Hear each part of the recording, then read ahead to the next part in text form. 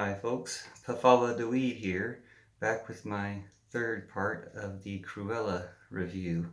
Third and final, but with hair this fabulous, this might become a recurring character. So basically I covered the three L's in my previous two reviews. The looks, the look of the movie, making a movie about somebody who hurts animals, redeeming a villain. The looks they give each other in the movie, the power of the magical looks they're giving. And the look in the movie, the art of the costuming, how the costuming is woven into the movie in a magical way that doesn't happen. It's intense. You have to see it. I don't want to spoil anything. What I didn't say that probably would say it best is it's like Bauhaus. Bauhaus, the band from the 80s, that is the originator of goth music, or godfathers of goth, whatever they call it. But the thing that they did that was so exciting in a live show, they were very theatrical, including with their costuming. So the costuming was important to their show. It reminds me of Kiss, who wasn't like they had some religious preference for. With Bauhaus, I think it's kind of like a religious preference, like an understanding of fairy magic, an understanding of theater magic that put magic into the costuming. So check out Bauhaus if you don't know Bauhaus yet. You'll want to. With Kiss, for instance, it wasn't because they, wanted to show their spirit, their cat spirit, or, they were all about black and white. It was because there was a huge arena rock band that wanted to convey, before you had TV screens to show you what people look like, wanted people to be able to see who they were and who was who on stage from very far away. It was, expediency that made this awesome thing that became, a striking symbol. Or with Boy George. Boy George was, famous for his voice and his songs and the songwriting of Culture Club that was amazing, that everyone responded to and loved. He was also equally famous for his look, for his dressing up. But I saw a documentary on YouTube, thanks YouTube, on Boy George. Thank you, Boy George. I saw Boy George live. It was amazing. Just a few years ago, with Culture Club. It was amazing. But he in this documentary, it pointed out that he toned down his fashions. He used to be super goth, or his previous look was super goth, super intense and scary. Well, it wasn't supposed to be scary, but it would have been scary to a mainstream American audience. So he toned it down to make the doll look and various looks that he came up with that were more colorful, not as intimidatingly scary. But that his, around the town look, his look before he became the singer Boy George, was intense. And so check out that documentary if you can. There's magic to the look, and that's something that, without spoiling much, I'll say in Cruella, her changing her looks has a magical effect.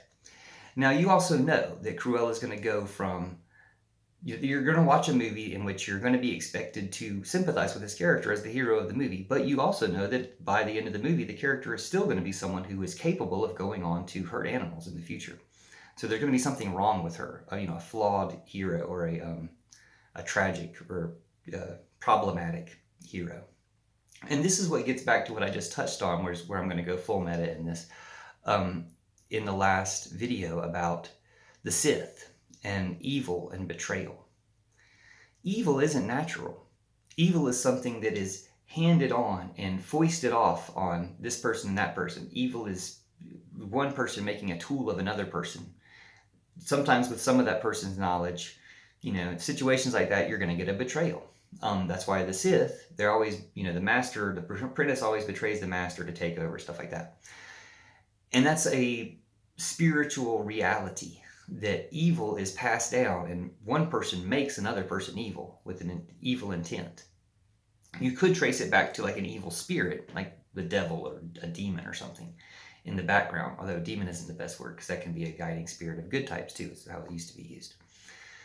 But the ultimate arch evil spirit, if other spirits are actually good spirits, they've just been duped by a big evil spirit. The arch evil spirit, whatever you want to call it, you can say is evil, does work through these tools that turn other people evil. So we have a very clear example of that in Putin, Zuckerberg, Trump, Bolsonaro, Modi. These Putin puppets. Putin seems to be the top of the chain, the human chain in this, and creates evil in other people, or makes other people evil, and then they're all part of this big evil. Once the dominoes start to fall, you can see, some of them will turn on the other ones. They'll, they're going to betray each other because it's the nature of evil. And again, this is all related to Cruella because she's an evil character, and there's going to be evil in the movie. But not to spoil anything, just to say it doesn't redeem evil, but redeeming evil people is a good thing. If you can get some, like Michael Cohen, perfect example. Michael Cohen, or Michael Vick, that's what this shirt's about. Michael Vick is famous for hurting dogs like Cruella de Vil was, but he went on to talk to people and change the culture to keep people from hurting dogs, and probably did more in that regard to save dogs than anybody else. So thank you, Michael Vick. Thank you, Michael Cohen. You turned on Trump, and in betraying the one who had made you into an evil tool, you became a hero to Americans. People are glad and happy to see you happy and healthy and free of that shadow and that evil. And that's how we feel about it. We can feel that way about Trump. We could forgive Trump for all the evil he's done. And I feel like I'm trying to be aware of him as the Antichrist, like the most evil ever. But we can forgive him if he just betrays Putin, if he just betrays Zuckerberg, if he just says, hey, I was a pawn of these guys. If he just admits to that, we can accept him back. Like I say to Trumpers all the time, you can come back and be an American again. You just have to betray Trump. We're inviting you to be an American again. The real Americans that you left when you betrayed us for Trump are inviting you to come back. We want you. We want you to be in our community. We want you to feel like we're all one nation. But a traitor and a Putin puppet who has foisted a genocide and various other terrible Nazi things upon us, no, we don't accept that. That's not American. That's an outside influence. So none of this seems to have gotten very far away from Cruella. But the truth is, it's evil. It's a discussion of evil. And if you just get revenge for evil, then you do become somewhat evil. I don't think it's spoiling much to let you know, Cruella doesn't not be evil entirely by the end of the movie, because why would she go on to... And there should be maybe a Tuella, I stole that joke, for a sequel to this, because you want to know more. You want to know what fills in the gaps between this and the cartoon. But we do want to actually redeem people, and not have them be redeemed just by getting revenge on someone else, but redeem them by repenting from the evil that they've been trapped into, because everyone's duped into it. Again, that master and apprentice status, it's always because someone in control has duped the pawn into it.